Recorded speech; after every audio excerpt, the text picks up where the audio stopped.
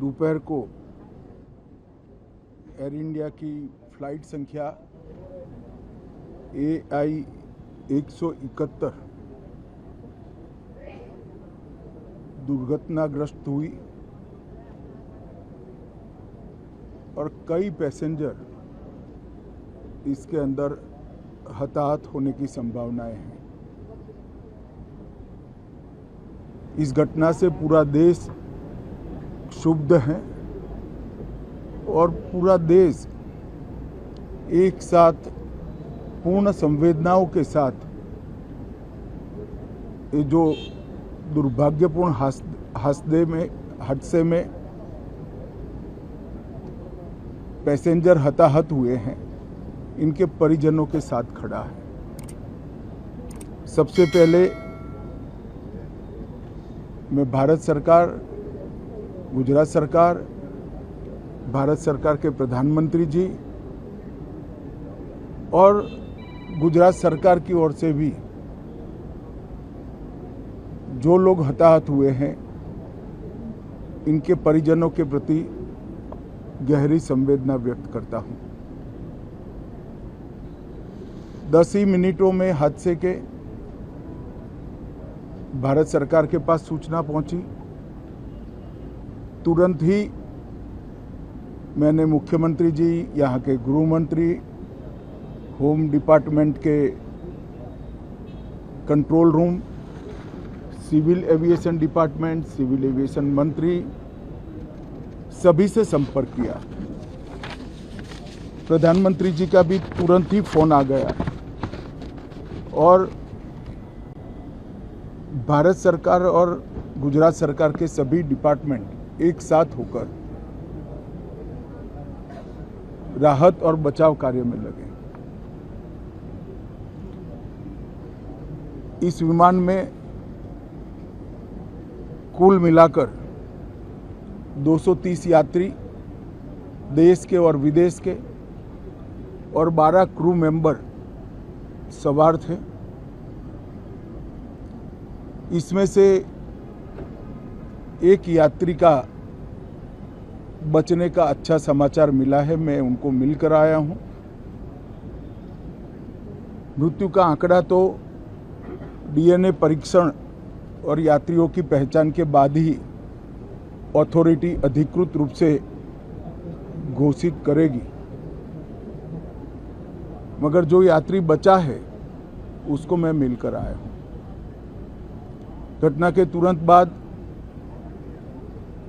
गुजरात सरकार ने बहुत त्वरा से डिजास्टर मैनेजमेंट की सारी इकाइयों को अलर्ट करते हुए, चाहे हेल्थ डिपार्टमेंट हो, चाहे फायर ब्रिगेड हो, चाहे पुलिस विभाग हो, भारत सरकार की भी CAPF को संपर्क कर सभी ने एक साथ मिलकर राहत और बचाव का कार्य चालू किया। मगर 1.25 लाख लीटर ईंधन विमान के अंदर ही था और लगभग गर्मी, तापमान इतना ऊंचा हो गया कि किसी को बचाने की मौका ही नहीं मिला। अब मैं घटना स्थान पर भी जाकर आया हूं। सारे यात्रियों के मृतदेह को बाहर निकालने का काम लगभग समाप्त हो चुका है। जितने यात्रियों के परिजन यहां पहुंच चुके हैं, वो सबका DNA लेने की कार्यवाही भी 2-3 घंटों में समाप्त हो जाएगी। विदेश में जिनके परिजन हैं, उनको सूचना देने की कार्यवाही समाप्त हो चुकी है और जैसे ही पहुंचते हैं उनके भी DNA सैंपल लिए जाएंगे और मृतदेहों की पहचान के लिए जितने मृतदेह मिले हैं, इनके भी DNA सैंपल लेने की कार्यवाही समाप्त हो चुकी है। गुजरात में ही लगभग 1000 के आसपास DNA टेस्ट करने पड़ेंगे। ये सभी टेस्ट करने की क्षमता गुजरात में विकसित है तो डीएनए टेस्टिंग के लिए कहीं गुजरात के बाहर जाने की ज़रूरत नहीं पड़ेगी। गुजरात की एफएसएल और नेशनल फॉरेंसिक साइंस यूनिवर्सिटी दोनों मिलकर कम से कम समय में डीएनए का परीक्षण पूरा करने के बाद परिवारजनों को अपना परिजन का मृतदेह सौंपने का काम करेंगे।